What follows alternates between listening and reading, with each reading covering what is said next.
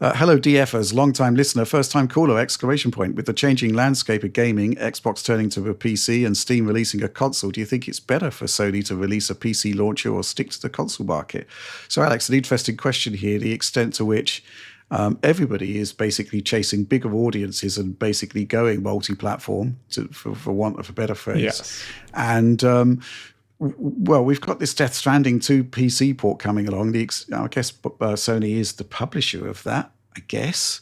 But yeah, what's happening? Because the Sony PC effort seems to have stalled somewhat, really, hasn't it? Yeah, in terms of releases, they had a flurry, and I think that actually had a bottom line influence on the quality of the ports, which decreased over time until you landed with Spider-Man 2, which launched in a non-shippable state, in my humble opinion.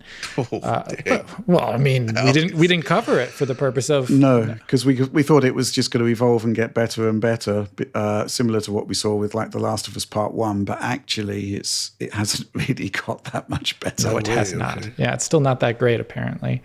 So I think that I don't know that I can only guess at the internal reasons why they slowed down on those efforts versus looking into the back catalog of previously portable titles and not working on those too.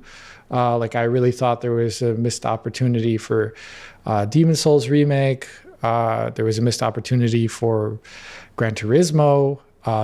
The Legacy Uncharted titles, Legacy God of War titles, because they're bringing out all this God of War stuff, right? Including Ragnarok. It was a little bit surprised to not see them dipping into the back catalog to the PS4 gen, but I don't know. Maybe that's all Jim Ryan influenced stuff because, who plays retro games? But I think at this point in time, given the fact that Death Stranding 2 on the Beach is releasing on Steam, like all their other previous titles have been, I think, and the learnings that we see from Ubisoft and co, that I think you can't, or even EA, you can't really not release stuff on Steam. You kind of have to release stuff on Steam. And the benefit you'd get from going to a dedicated launcher for these titles, I don't know a soul who'd be really super interested in splitting up their Steam account for the purpose of that. If it was a GOG release, I would be interested, but that is an entirely different topic. So I really think the ship has sailed long ago after Origin changed its name and bit the dust, which is such a slap in the face name, Origin. Geez. I think that's all long gone, and we've seen Epic try and make inroads and then not make nearly as many as they thought they could and should. And no one can, you have to also offer so much more than Steam to really start taking away people from buying a game on Steam, I think. And if free games all the time wasn't enough from Epic to do that, I don't know what Sony could offer that would be better. Yeah. What do you think, John? Do you think there is actually, I mean, if they're going to fully embrace PC, they've got to fully embrace PC. And that means a lot of things that I don't think they want to do. For example, day and date releases. Yep. I have an inkling that they're pulling away from PC. We'll watch this space, but I can't help, based on some of the decisions and the way things have been going lately, I get the feeling that under the current leadership that PC has become less important.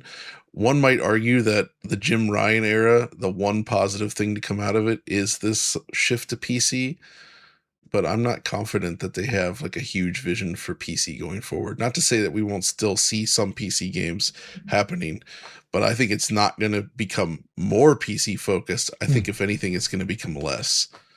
And we'll see. I mean, maybe that's not the case at all, and this is the reason I don't think that they would ever consider, like, saying like a PC launcher, like going bigger on PC at the expense of console. I think console is where they want to be. I think, I mean, they've continued to succeed in that area despite themselves, I would argue, with some of the decisions this generation. But also, man, there's just, it's hard to say. I mean, we really can't predict the future on this stuff, obviously. It's just, I feel like Nintendo and Sony are really just going to stick to their guns for now. And I think Microsoft's Xbox situation, just the nature of Xbox and the fact that they're so big on PC anyway, it makes more sense there. You know, if you own Windows, why not focus on it? Make it better though too, but but still, Right. you know what I mean? Whereas for Sony, I mean, I would like to think they're smart enough now to know that, yeah, doing a launcher like this would be like the worst possible idea ever. They would not, it would kill whatever PC focus they have left. Yeah, I think the only sort of argument for potentially doing a PC launcher is like cross buy with your console purchase, which I don't think they're going to do anyway. I don't think they want to do that. I just don't, especially because so far, at least, their PC stuff usually tends to come a bit later, right? So it's like quite a bit, which is not unsmart, shall we say? Because I do think like when you re-release a game later, it gives it a second wind, so to speak. I do believe this is precisely why Rockstar Games is always so adamant about shipping first on console, then they do PC, and then maybe other platforms after that, right? I think that PC push is a big deal to them, and they get a lot from it. And I think Sony probably feels the same.